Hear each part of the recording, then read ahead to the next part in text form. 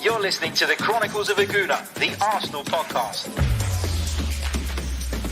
I'm Martin Tyler, and you're listening to Harry Symeou.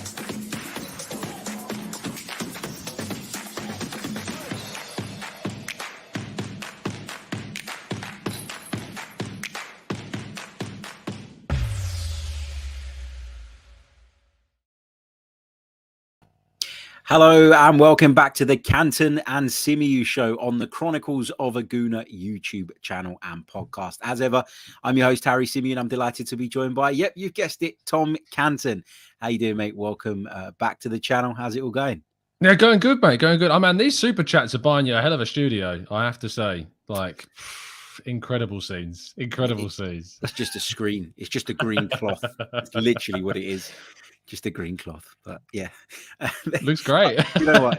I've been messing around with it over the last couple of weeks. I've been trying to get it to look cool. And I don't know, like, I sort of like it. And then I think it looks too fake. And then I'm like, oh, no, but it's better than having to tidy up behind you. And I don't know. Yeah, I used to have a moving one, and it turned out it gave people eyesore, so I had to take it down. Like, the whole thing behind me would move. And I was like, oh, that looks quite cool. But it turns out if you're watching a show for an hour, yeah, it's not ideal. So I was just harming people in the end. No, exactly. It can be, yeah, it can hurt your eyes a little bit, I guess. But if you're anything like me, you get bored of stuff after like a week and then you want to change it and do something else. This is why I don't have any tattoos at the moment. Yeah. For that very reason. Yeah. Yeah, no, completely agree. And I think because we stream so often, we probably are going to go through our fair share of backgrounds, logos, artwork, you name it. Yeah. We've probably tried it. Tom, before we get into the thick of the show, just let people know how they can get over to the Gooner Talk. The link is in the description, but just tell people that maybe haven't, I'm sure they have, but maybe haven't come across it, how they can check it out. Yeah, of course. You can find me at the Gooner Talk. Just type in the Gooner Talk on YouTube. It will come up. You can find me on Twitter with the handles that you can see on the screen at the Gooner Talk TV and at Tom Canton Media. And you can also find me on the Arsenal Way as well. And there's a great interview with Emmanuel Petit that I did over there as well, if you want to check that out. Yeah, congratulations on that. What was he like? What was he like? Yeah, really sweet. Yeah, really sweet, nice sound guy. Because when I've heard his interviews before, and he's been quite scathing about Arsenal in the past. And a lot of people really appreciate that kind of honesty. But he was. But I think that honesty showed through in the sense that he's appreciative of kind of what Arteta's doing at the moment. But I was interested that he would have given Lacazette a new deal and getting kind of answers as to why. That was really interesting. So yeah, but no, it was a really good chat. No, it's good. And it's always good, isn't it, when you meet someone that, like, I don't know, was you post the Emmanuel Petit era?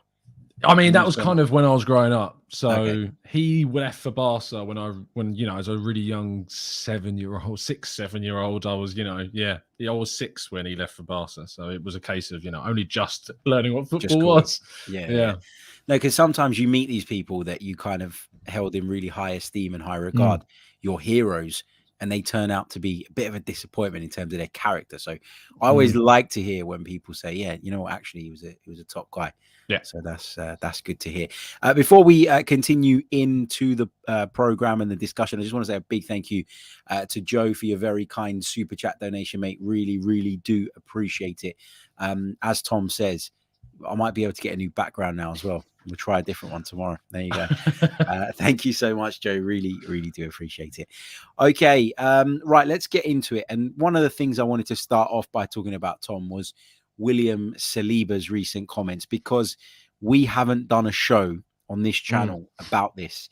And I was of the impression, I have to admit, that William Saliba was definitely 100% coming back to Arsenal this summer and was going to fight for his place in the squad. That's what all the reports have led us to believe over the last few months.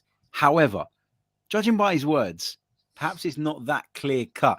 Has this quote or this interview that he's given, and I'll just pick out one bit from the interview where he says, I think there will be discussions afterwards at the end of May, beginning of June with Arsenal and Marseille. We will decide at the time, but it is sure that continuing here would not be a bad idea. On the contrary, I know the city, my teammates, my coach, but it's not up to me. Does that sound to you like William Saliba is saying, Arsenal, let me join Marseille? I don't know what to make of it. Yeah, I'm like you, like everything that I'd kind of read and also kind of heard from a couple of colleagues was that the intention is for him to come back. I mean, my colleague Chris Wheatley put a piece out the other, I think it was back in January or February, where it detailed that the intention was, that he would come back and fight for his place. And then recently, he followed that up, Chris, with a piece about how the intention from Arsenal is to open preliminary talks about sorting kind of what's going to happen in the summer. That doesn't mean contract talks. That means talks as to determine his future with the club, which is strange. It's a topic that really bugs me talking about, because I feel it's such a weapon against Arteta, the Saliba kind of fiasco. And I think it gets twisted really, really easily, in the sense that, Arteta doesn't want him, doesn't rate him, doesn't like him, he hates him and all this, which isn't true. He appreciates him as a player. But you recognise that as a 19-year-old kid, he needed time away. He needed regular first-team football. We've invested 27 million quid in this guy. And there was mistakes made, but without a shadow of a doubt, there were mistakes made in 2020 when we obviously didn't send him out on loan. There was interest from Rennes, apparently, and some reports in France revealed towards the end of the 2020 window, which ended in October, if everyone remembers, weirdly, because of the pandemic, that Rennes came in, and then there was kind of this situation where it was looking like he was going to go to Rennes, and then they went for a Rugani, I think it was, from Juventus, and that really messed the club about. Now, as far as I was aware, the issues stemmed from him at Arsenal, from the way he reacted to basically being told that he couldn't play the French Cup final. That's what I heard, is that there was issues behind the scenes, and the club didn't really react well to the way in which he reacted to that. And as a result, kind of his not route into the first team, or, it's just in the kind of the sense that they kind of want to make him aware that, if you're going to be at Arsenal, there is a way in which you act and you behave, and you got to follow, the protocols. And especially under Arteta, we know he's very ruthless and has these non-negotiables. But they've always appreciated his comments. His quality, not necessarily his comments, his quality.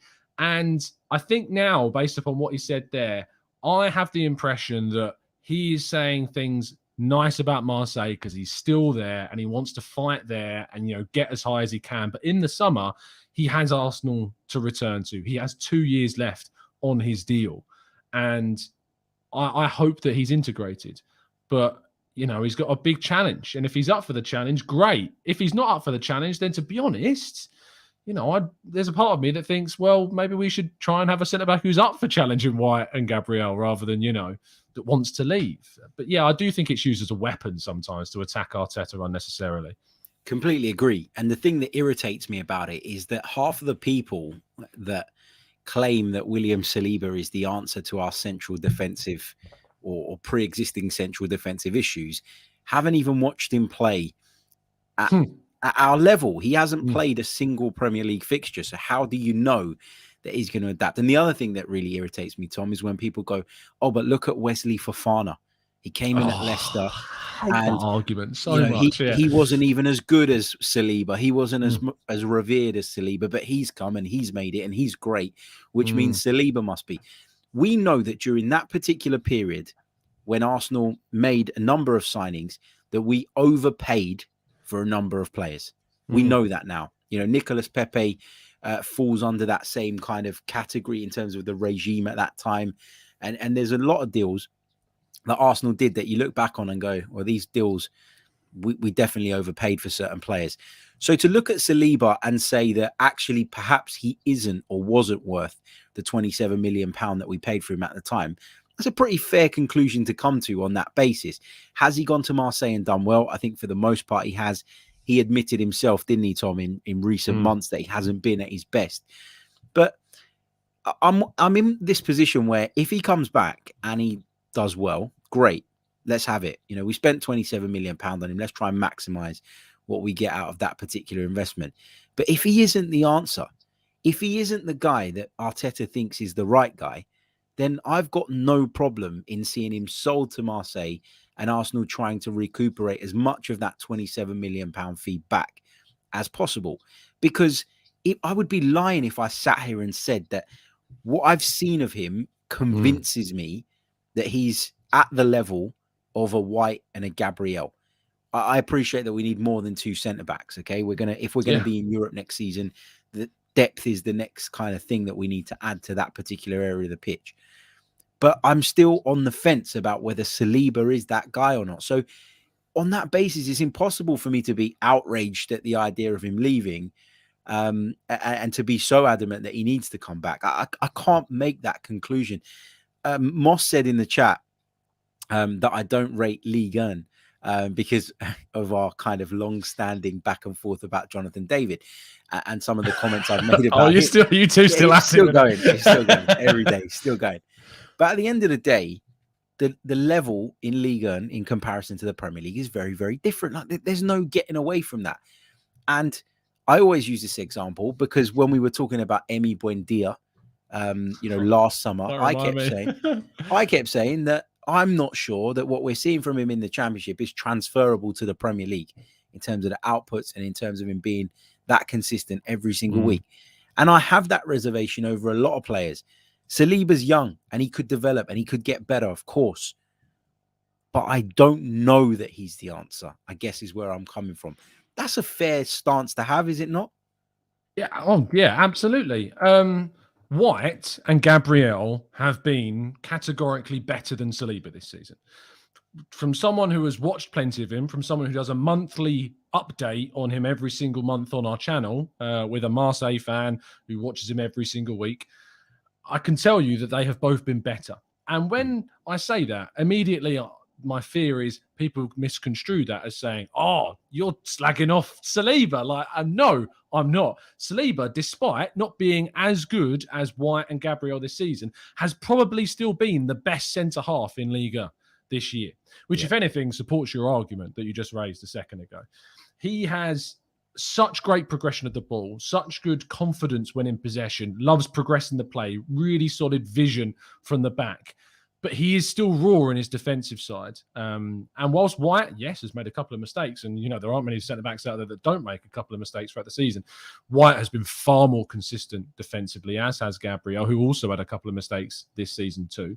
But Saliba really needs to still develop a lot of that defensive part of his game. And, also he's been playing a lot of the season, not all of it, but a lot of the season in a back three. And obviously you're going to get extra protection from that sense, whereas White and Gabriel playing in the two. He's now playing in a back four since Sampaoli's trying to change things.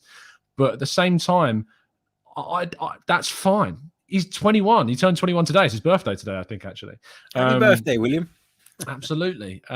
He's just turned 21 and he's a centre-back. And take Fofana out the equation. Name a Premier League club that are starting a 20-year-old centre-back week in, week out. There aren't. I struggle to think of. I'm sure there may be one or two, but off the top of my head, and that tells me, they're not exactly pulling up trees. I'm struggling to think of one.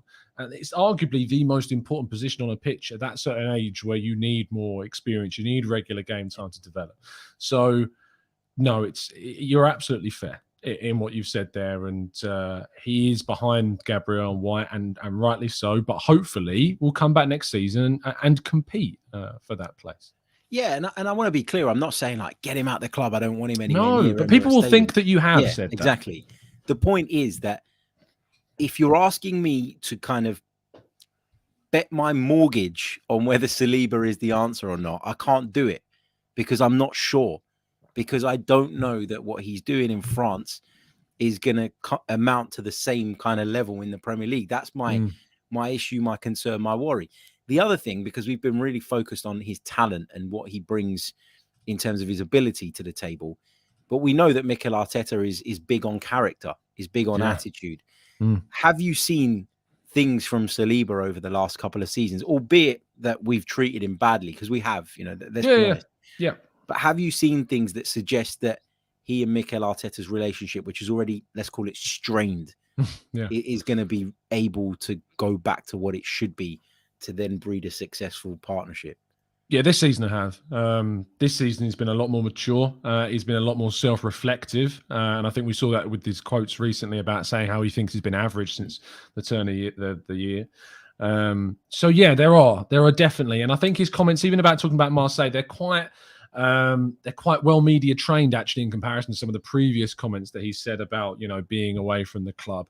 He also, the quotes that didn't get brought up as well and weren't highlighted was that he was asked a question about had Arsenal messaged him regarding his call up, and he said yes, and that it felt nice that people had sent him these kind messages from Arsenal. So that's positive, but that doesn't get the latch of the story. So you don't hear those comments as much as you do the ones about how he wants to be open to be at Marseille. And to be honest, even if he was, who's to say that him saying that being at Marseille next year wouldn't be necessarily a bad thing? Is him thinking, well, at Arsenal, I'm not going to play every week. And, I'm still 21. And if I had another year, maybe you do what you do with Reece Nelson, you extend his contract, by another 3 years or whatever. And then you send him out on loan to get another full season. And then you bring him back 2 seasons fully playing for Marseille and in the Champions League. And you've got an even better preparation on your investment. Maybe it's that, we don't know. We're all interpreting this very differently, but I'd still like to be confident that there is a future for Saliba at Arsenal and that he can come back and convince Arteta that he's still the right man for this job. Yeah, and as I say, mate, fingers crossed he can. I'm the reason I wanted to talk about this today was because, as we said it right at the start, initially I was in two minds. I didn't know whether Saliba was going to come back. I didn't know if that was a relationship that could be mended, given everything that had gone on. And given that Mikel Arteta had made it quite clear that he wasn't his man, he wasn't sure about him. He wasn't sure if he was ready. And so, does that snub impact their relationship to the point where it can't be repaired? That was my initial concern. Then we started getting, as we said, all these reports and suggestions that actually he was happy to come back. Arsenal were happy to have him back. And it was just a given that he'd be returning in the summer. And now these comments cast doubt over that. But I think you're right. We do have to consider that he's not going to sit and say that I don't want to be at Marseille when he's currently there.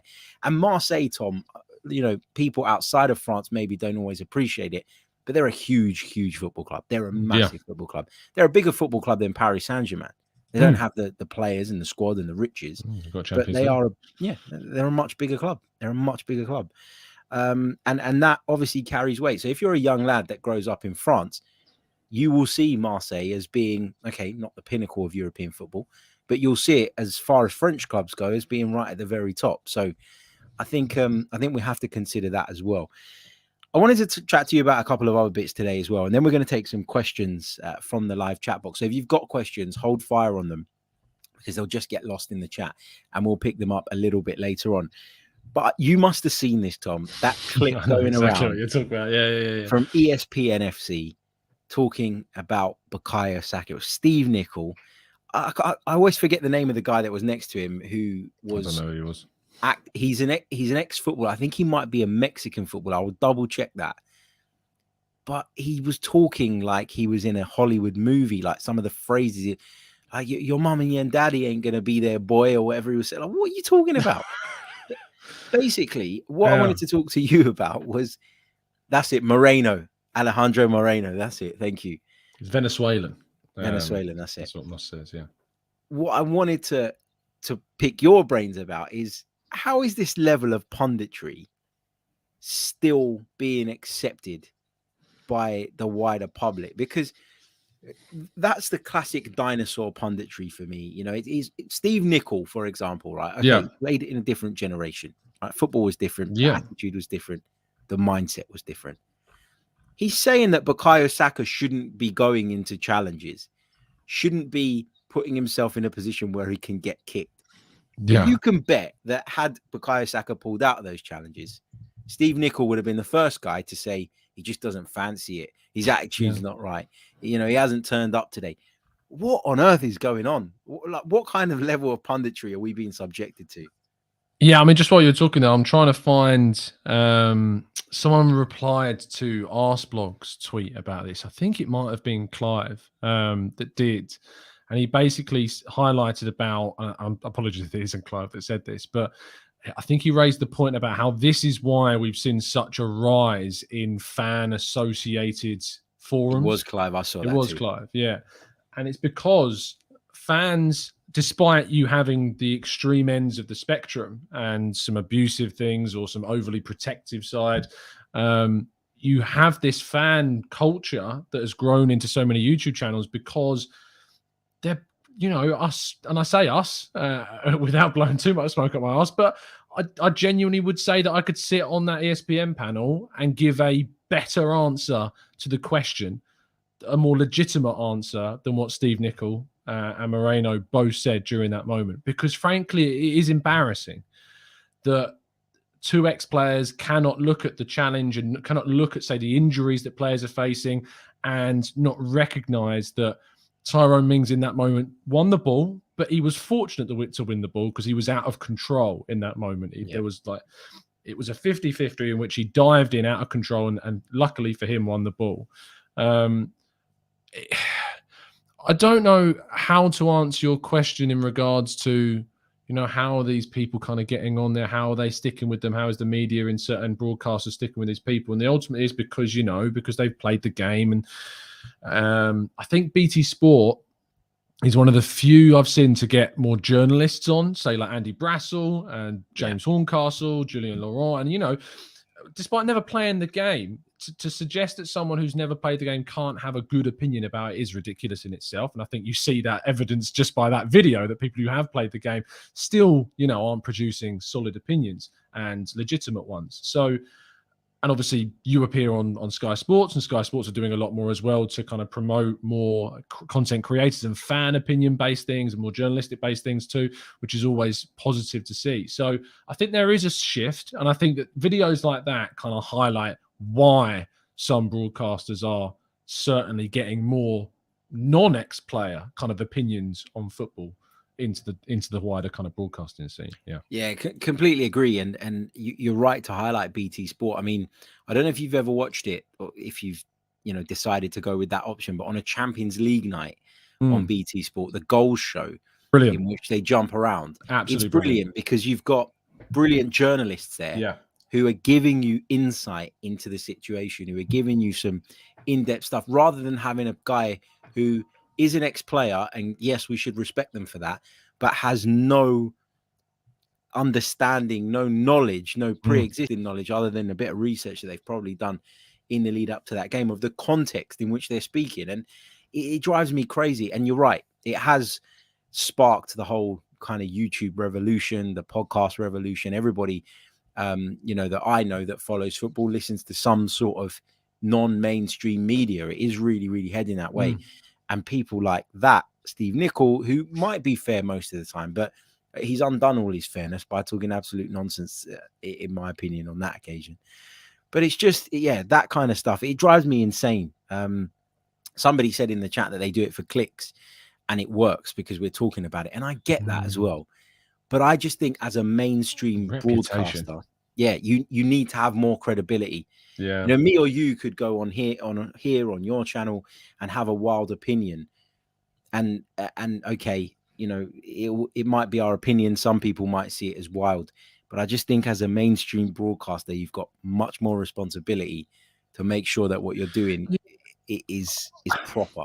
I think that also something that, and I know a lot of people, and I know yourself, you go on TalkSport, and I've worked on TalkSport in the past as well, and there is a lot of criticism about some of the things that, say, Jamie O'Hara says. But what I will give props towards TalkSport is allowing, say, the Gabby Agbonlahor comments to be utterly destroyed by Laura, like utterly ruined. And I think that in that moment, it's that self-criticism that sometimes would be in the past frowned upon. Like, you wouldn't be allowed to say disagree with another broadcaster, or it wouldn't be encouraged. So that kind of self-criticism and even in-house criticism as well is something that does need to be promoted a lot more too, and the opportunity to kind of let's judge our own colleagues and what they've said, and let's go back and forth about that, because you can't protect everyone. So yeah, absolutely. And that should be allowed. Disagreement should be allowed, as you say. Like, nothing that Laura Wood said about Gabby Agbonlahor in that sort of situation was it was brilliant. She shut his point down. She highlighted him being a hypocrite in that particular sense, but didn't personally attack him, wasn't rude to him. And it just shows that you can do that, that you can disagree respectfully and make good debate and good discussion. But there is, I don't know, I think the click thing is what drives all of this, right? At the end of the day, it's the way business works. You work in the industry, that for a website to be successful, it needs a certain amount of clicks, and so you will get clickbait titles, and you will get sort of clips cut down to kind of seem much more controversial than they actually are, just because you've cut out some of the context. You look at like you and me, the thumbnails that we put out, the headlines. You know, like you have to generate an element of intrigue. Otherwise, if you aren't in the game, if you know what I mean, then you will fall behind. And if you want to put out opinions like we are now, that we feel, I've got a real level of legitimacy. If you lay out everything and you don't offer up kind of, that teaser, people aren't going to be able to tune in to listen to what you would consider an opinion that is a lot more valid, So it's a real catch-22, but you do have to understand to play the game sometimes. Yeah. And I've got no issue with that. What I've got an issue with is people overreacting to what is clearly something out of context, and not actually going away and having a look at what was said and what was actually discussed before going OTT in their view of it. That's what we as consumers need to get better at, right? Yeah, absolutely. And I think also misrepresentation, like when people talk about clickbait, I think there is a stronger definition. I think it maybe is used too broadly. For me, clickbait is when a headline says one thing and what is written or, what is produced in the video is utterly not that thing. That I think that's different. So I think there's a difference between creating an enticing headline or an enticing thumbnail or an enticing video title, and what would be a clickbait video title or clickbait thumbnail, which is, a complete misrepresentation of what's being discussed. I mean, I did. Did you see the tweet the other week about Gabriel Magalhaes being a doubt because his other half is 9 months along, and so he wasn't pictured in training? I think it was Tiki Taka Connor that tweeted it. If you follow him or block him, I don't know, but I know he divides opinion. And so in my daily updates on the 8 a.m., I put, Gabriel doubt was I think the headline, and I know a couple of people in the comments said that's clickbait, and I don't think it is, because I'm discussing the news based upon a story that has claimed that Gabriel is a doubt for the game, and he played against Liverpool. And at the same time, it's for me to then, and in that show, I said, I'm not sure how legitimate this is going to be or whether or not he's going to play, but it's a really difficult and sensitive topic because people hate it, but it is, it's the only way in which that you can genuinely entice people into something to then put forth your valid, or what you feel to be valid and legitimate point of view about something is. But it's a balancing act. Yeah, for sure. Have you ever been on the receiving end of somebody clipping up something you said? And loads of times. And with no context. Yeah. There was one that I always remember. It was after, I think it was just after Unai Emery got sacked. And sort of, listen, I wasn't Unai Emery's biggest fan. I thought that Arsene Wenger needed to go as well when he actually went, prior to when he actually went, but I wasn't sitting there, being abusive to either of them.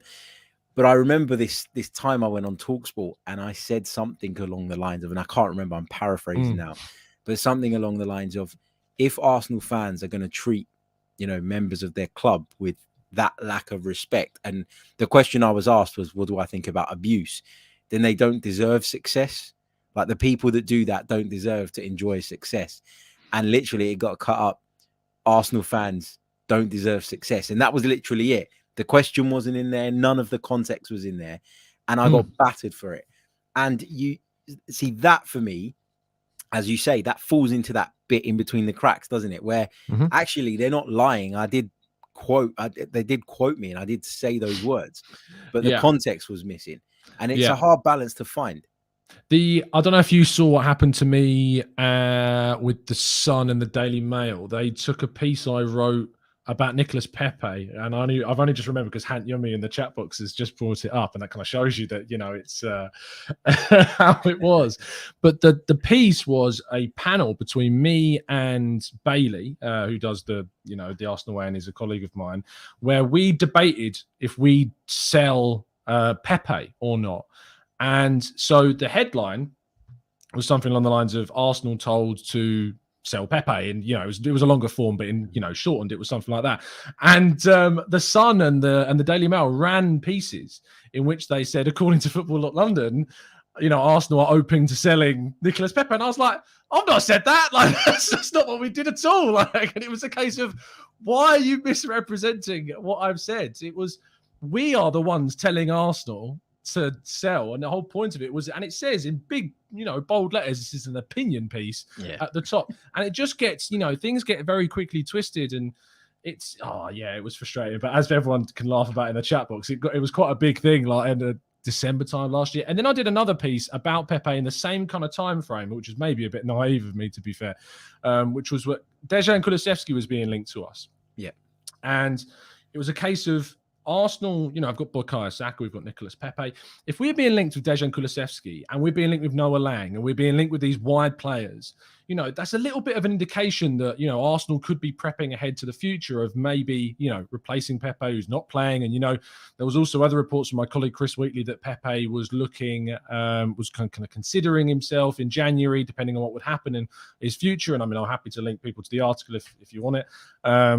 And so I did the piece, basically, like, I think it was something like Nicolas Pepe moving closer to the exit, moving closer to Arsenal exit after latest whatever links. And the piece was around how all of these links, a suggestion about all of these links to wide players are an indication of, clearly maybe there is something going on with Nicolas Pepe's future. So, and again, that got picked up and used and misconstrued and twisted. And it's, it's just the way it goes. It's just part of the game. I understand that. But at the time, as someone who'd only just really newly broken into the scene from doing YouTube, it was a case of, this, I didn't like it. Like, it was horrible. Like, and you have to learn to move on from those things, and learn that's going to happen, and there's nothing you can really do about it. Yeah, and there's this instinct in you, isn't there? Because I have this where you just want to, like, you might get 50 tweets about it, and you just want to sit there and reply to every single one and be like, no, it's not what I said. This is what.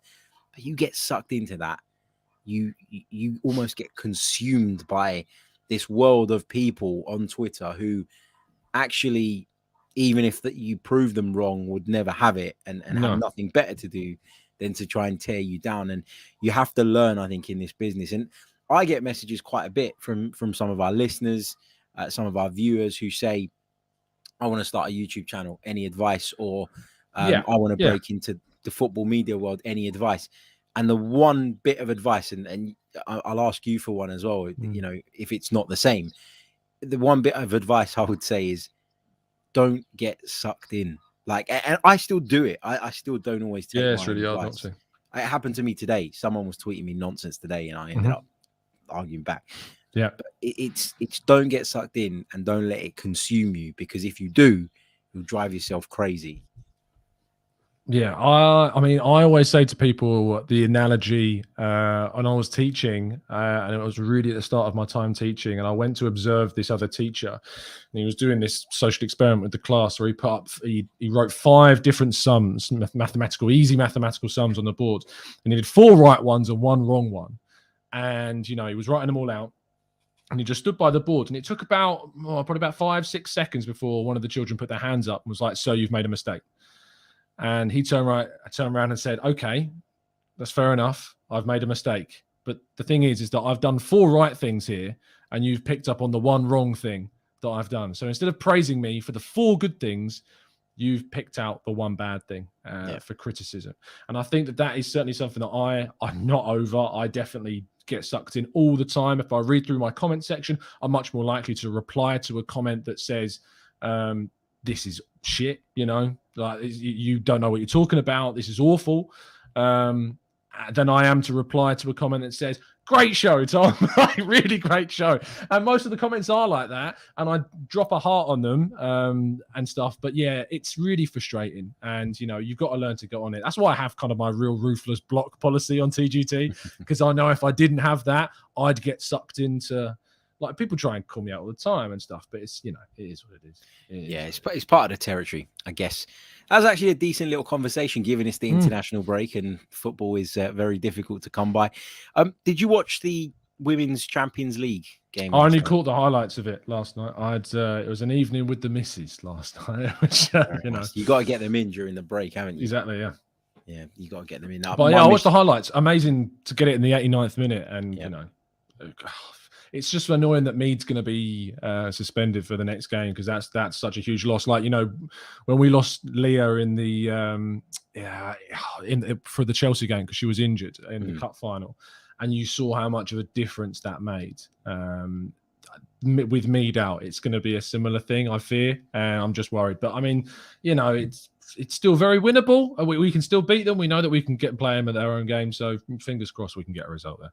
Yeah, indeed. Fingers crossed. And I was just going to say, you said you had a night with the missus last night. I was supposed to have one tonight, or she thinks we're having one, but what she doesn't know is we're watching the World Cup playoffs. So what you do is you order the takeaway. So you make it seem like it's an evening. Then you go, I'm just going to check the score, flick over to the channel, and then never change it back. Yeah, that's the way to go. It's a great tactic. That's the way to go. A couple of other bits and pieces. Start getting your questions in, because we're going to come to those in a couple of minutes. Did you read today that Mesut Ozil has been excluded from the Fenerbahce squad? I just wrote about it. Yeah. Am I surprised? That's the question. Am I? No, the honest answer is no, I'm not surprised. But, I mean... I wrote a piece today just basically saying, it's just further vindication that we made the right choice in moving on, and we have. So we can go into all of the deeper stuff, but we have made the right choice, and we're better for it. No matter, I have Ozil things blocked on Twitter for very obvious reasons. So because there's a cult following, and if you say anything too bad, they're gonna come for you. So, you got to be careful. Yep, indeed. Okay, let's get some of your questions then from the live chat box. Get as many in as you possibly can, and we'll pick up as many as we possibly can in the next 10 minutes or so. Don't forget to hit the like button if you haven't done so already. We've got 60 likes on the board so far, so join the 60 who have already hit the like button. Get involved. It really, really does help. Make sure you subscribe to the channel if you're new as well, as we're crawling towards 20,000. Hopefully get there sooner rather than later. So that helps. And make sure that you head over to the Gooner Talk TV as well. Give Tom a follow on Twitter. The account names are on the screen for you there. So make sure you check them out. Check out the Arsenal way as well. Okay, let's get some questions. Ray Anderson, Harry, you'll soon start sleeping on the couch. Yeah, you know what? I think I'm heading that way, mate. You said coach. I didn't know you and Arteta were that close. I got what he meant. Okay, what else have we got? Harvey says, what World Cup qualifiers game will you watch, if any? Tom, will you be watching one tonight? Oh, well, Sweden, clearly. Because I feel like Harvey may come for me if I don't. No, Portugal tonight. I'm interested in that, mainly because I don't know if you've had this, but I've had so many people message me telling me to watch Vitinha at Porto. Since he left, since Wolves decided they didn't want to trigger his release clause, so many people have been saying that he's been ripping it up. And I watched a few clips today ahead of a piece, and they're right. Like, he's mad. Like, it's insane. I didn't realize how good this kid was. 2 Player of the Month awards, and he's been called up to replace Ruben Neves in the Portuguese side tonight. And what's also mad is it's either, well, you imagine what Portugal will progress past Turkey and Italy will progress past North Macedonia, but one of those two aren't going to be at the World Cup. So that's going to be interesting. Just a quick one, just broken now. Just got a notification on my phone. Bukayo Saka's pulled out of the England squad with COVID. Do you reckon he caught it when he went into the crowd at Villa Park? Oh, because I was moaning about that in my post-match. Yeah, you're right to moan about it, to be honest, because we say that, like, in the UK, if you live in the UK, and I can only speak for myself, but ever since kind of the restrictions have dropped, it feels like everyone has almost moved on as if it doesn't still exist. And knowing that, you can catch it, and thankfully it should now be in a matter of time that he should still be available for Palace, because Palace isn't until Monday. So hopefully he'll still be okay. But yeah, it is a bit naive to jump into the crowd, for sure, especially when you can be positive and you don't have to isolate anymore in the UK as a law. So there is no law. It doesn't exist. It's gone. Ever since the war started, COVID has disappeared. It's strange how quiet it's been since that specific war. Yeah, came through. Crazy. And yeah, that whole thing of going in the crowd, I was moaning about it on the post-match podcast. I was just sitting there thinking, please don't catch COVID. And I had a couple of comments the day after. Stop being so miserable. Stop it. What are you putting a downer on the victory for? No, look, he's got COVID. He's got bloody COVID. Not that I know where he got it from, to be sure. But Well, Smith Rowe had it recently, didn't he? So I don't know if it's a delayed. yeah, that was maybe. pretty recent. So maybe. Delisu says, I'll laugh if your missus is watching the pod, Harry. I can tell you she is not. She has got zero interest. What else have we got in the chat box? There's been a few good ones, but I hate it when it updates too quickly. Scrolling back and trying to see what you should star them. You can star them. Yeah. I should.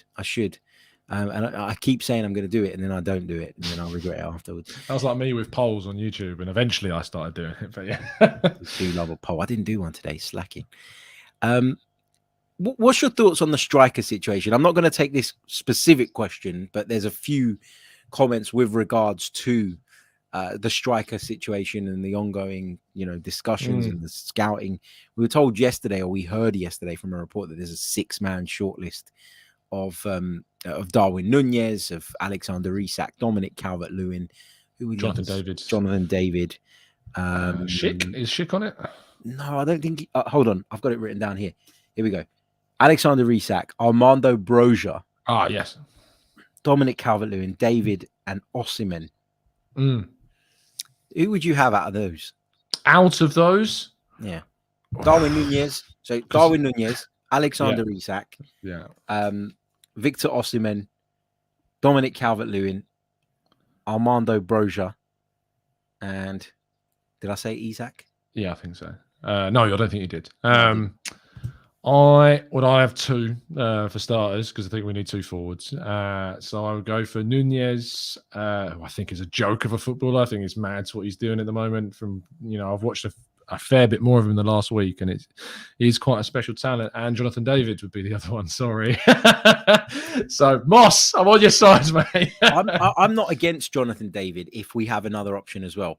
What I am against is going and blowing all of our striker budget on Jonathan David and not doing anything else. I agree. Absolutely. It can't just be David. Yeah, I agree with you. Cool. What about you? Who would you pick of the two? I think I'm leaning towards Nunez at the moment, because I think some of the other names that we've mentioned, I like them as well, but I think the price tag. So, for example, Victor Osimhen, Aurelio De Laurentiis at Napoli is a madman. For you to get a striker of that age and of that talent from him, you're going to need 100 million plus. There's no doubt about it. I saw a thing the other week. Football Italia reported that he'd be open to letting him go for 70 million euros because of the ongoing investigation into their big transfers, and he's one of them. So there was like an article that basically alleged that if they move him off, it would release some of the pressure, if you know what I mean, on them. Yeah, potentially. There is a lot of that flying around at the moment. I look at De Laurentiis' history, and I look at some of the players that he's really dug his heels in with, people like Koulibaly, where he's been really adamant that this is my price and I'm not taking anything less.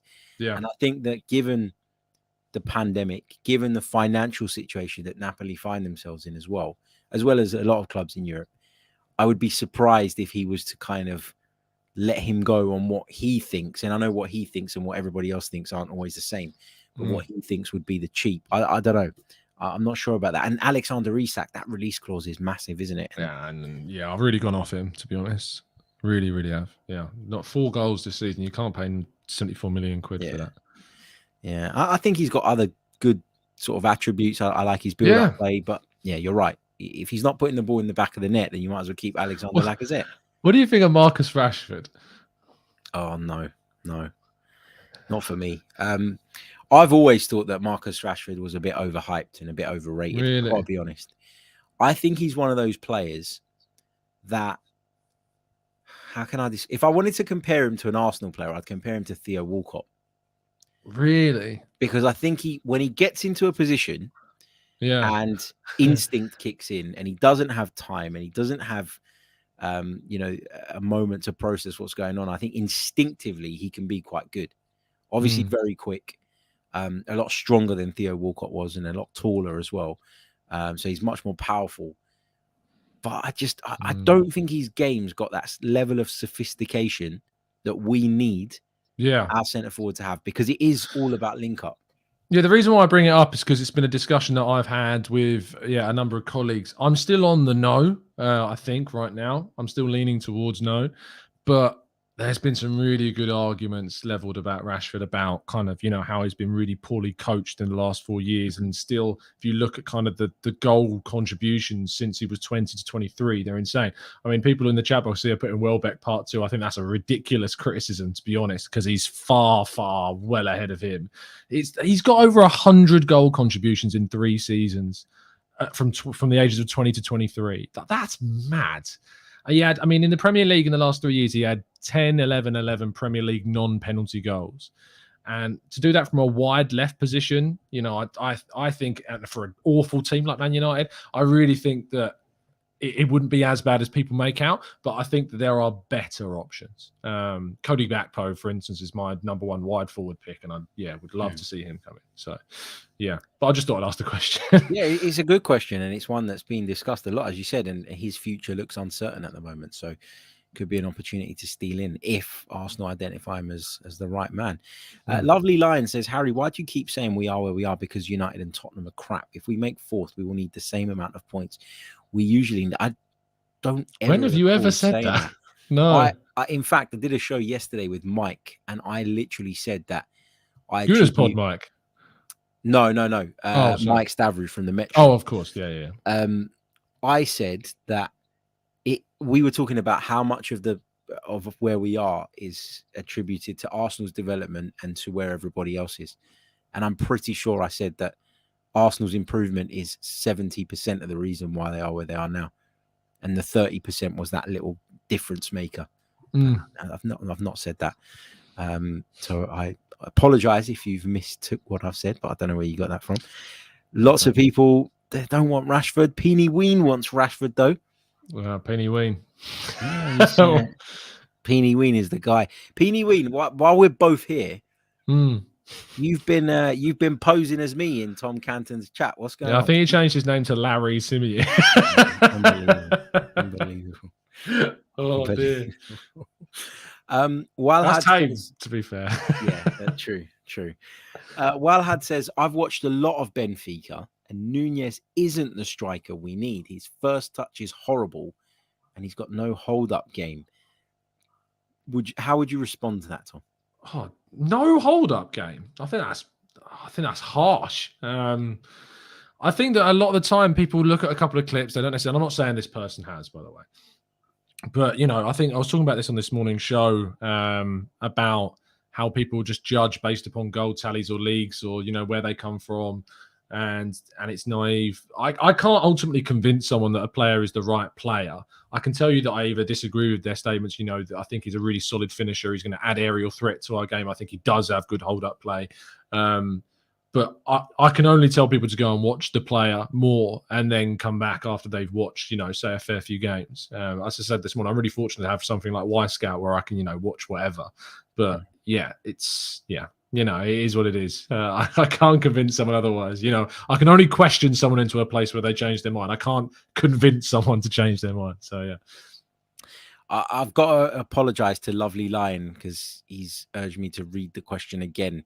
He said when he said we, he meant the fan base, but he did put Harry at the start, which is why I thought you were talking about me. So I do. He's very upset about it. Look. Yeah, I know. The caps have come out and everything. I do apologize. What about this one, Tom? Just before we wrap up, because there's a lot of speculation at the moment about Erik ten Hag, who is being heavily linked with the Manchester United job now. Yeah. How do you think he'd fare in the Premier League? Because I look at ten Hag and I like him. I think he's a manager who's got a clear playing style. He's working the Ajax way, and that works with the structure of the club, and everything just seems to fit into place. Erik ten Hag at Manchester United, though, feels like to get the best out of ten Hag, Manchester United are going to have to really reinvent the wheel behind the scenes. So do you think he's a good fit for a club like United? No. It's so funny. And this is the thing, is that what I just talked about with like the strikers and, I'd say go and watch. I'm also guilty of this. And, when there was kind of talk about, who should replace Mikel Arteta, who would you have if you were to replace him? I kept going, Ten Hag seems all right.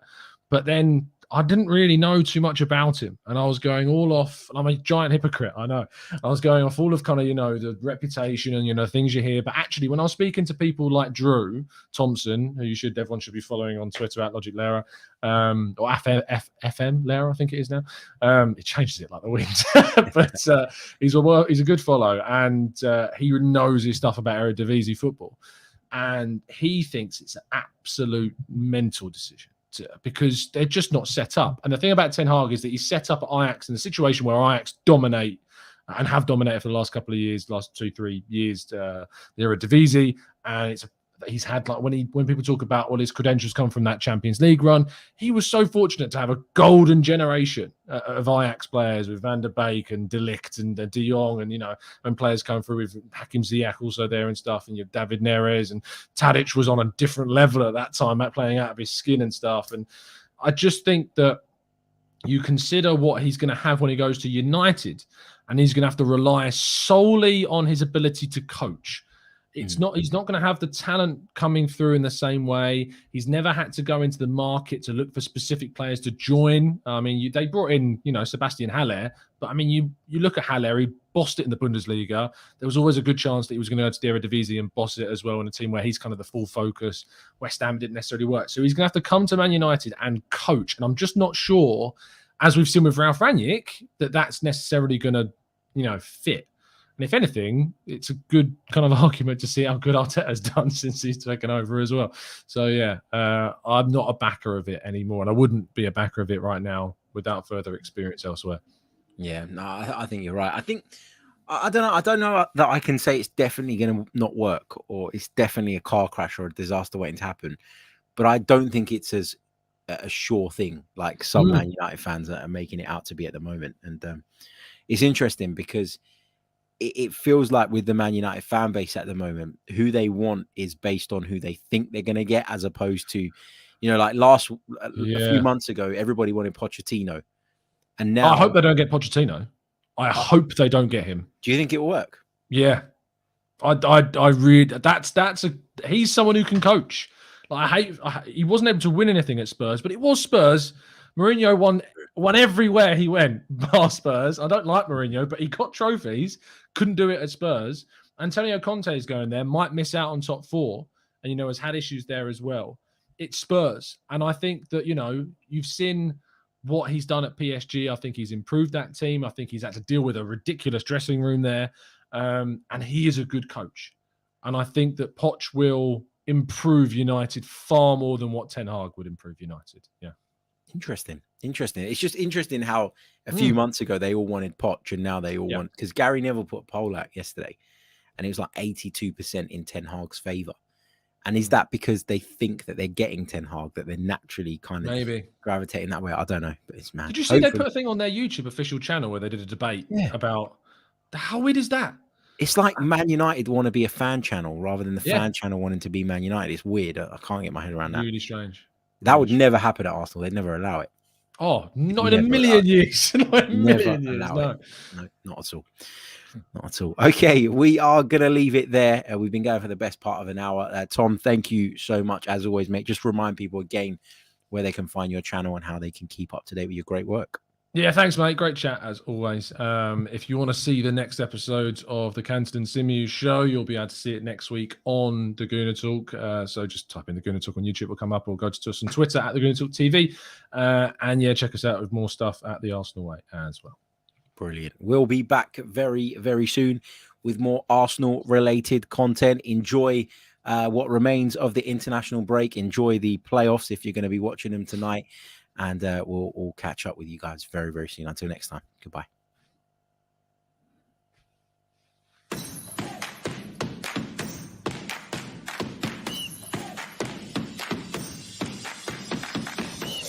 You're listening to the Chronicles of a Gooner, the Arsenal podcast.